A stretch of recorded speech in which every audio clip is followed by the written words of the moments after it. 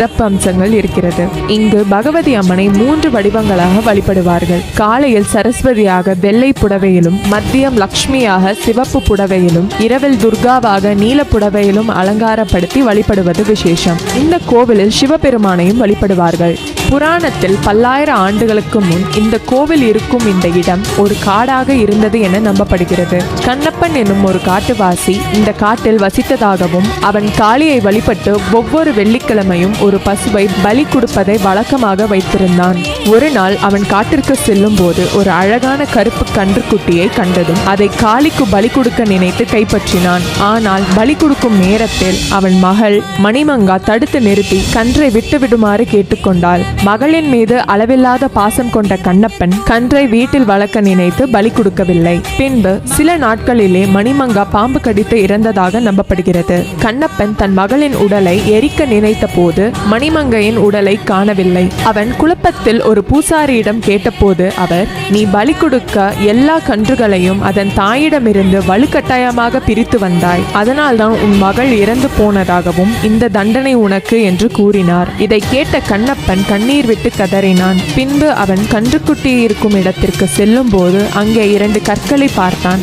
அந்த கற்களை பூசாரி இது தெய்வீக கற்கள் எனவும் இது விஷ்ணு மற்றும் லக்ஷ்மி ஆகும் என கூறினார். கண்ணப்பன் அந்த கற்களை வழிபட தொடங்கினான். அவன் மறைவுக்கு பின்னால் இந்த தெய்வீக கற்களை பற்றி எவரும் அறியாததால் இதை வழிபடவில்லை.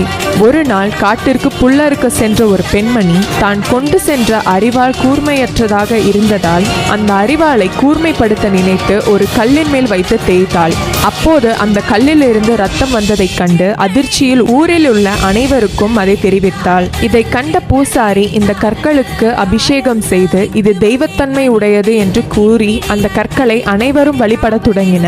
பின்பு அந்த கோவிலை வழிபட்டு வந்திருந்த சங்கராச்சாரியார் என்பவர் கேரளத்தில் சரஸ்வதி தேவியின் கோவில் எங்குமே இல்லை என்று நினைத்து கர்நாடகத்தில் உள்ள சாமுண்டி கோவிலுக்கு சென்று தவத்தில் இறங்கினார். பல்லாண்டு தவத்திற்கு பின் அவன் கண் முன் வெள்ளை புடவையில் அழகாக தோன்றினாள் சரஸ்வதி தேவி.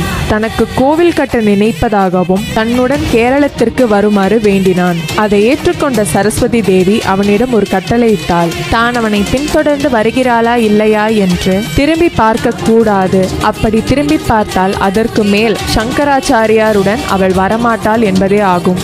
அவன் இந்த கட்டளையை ஏற்றுக்கொண்டான். பின் அவர்கள் கொடச்சேரி மலையை தாண்டி நடந்து கொண்டிருந்தார்கள். சங்கராச்சாரியார் சரஸ்வதி தேவியின் கொலுசு சத்தத்தை வைத்து அவள் வருவதை அறிந்து கொண்டிருக்கும் போது திடீரென கொலுசு சத்தம் நின்றது. குழம்பி போன இவன் சரஸ்வதியின் கட்டளையை மீறி பின் திரும்பி பார்த்தான். கட்டளையை மீறியதால் சரஸ்வதி தேவி கூறியவாறு அங்கேயே நின்று விட்டாள். பின் தன் தப்பை உணர்ந்து மன்னிப்பிட்டவாறு சரஸ்வதி தேவி மனமிறங்கினாள். தன்னுடன் சோட்டானிக்கரை கோவிலுக்கு வருவதாகவும், ஆனால் பிரம்ம முகூர்த்தமான காலை 3 மணியிலிருந்து 7 மணி வரை தன் பக்தர்களுக்கு சரஸ்வதியாக சோட்டானிக்கரை கோவிலில் தரிசனம் தருவதாகவும், பின் அவள் இங்கே திரும்பி வந்துவிடுவாள் என்று கூறினாள். சரஸ்வதி தேவி நின்ற இடம்தான் பின்பு மூகாம்பிகை கோவிலாக மாறியது. மூகாம்பிகை கோவிலின் கதவுகள் திறக்கும் முன் சோட்டானிக்கரை கோவிலின் கதவுகள் திறக்கப்படும்.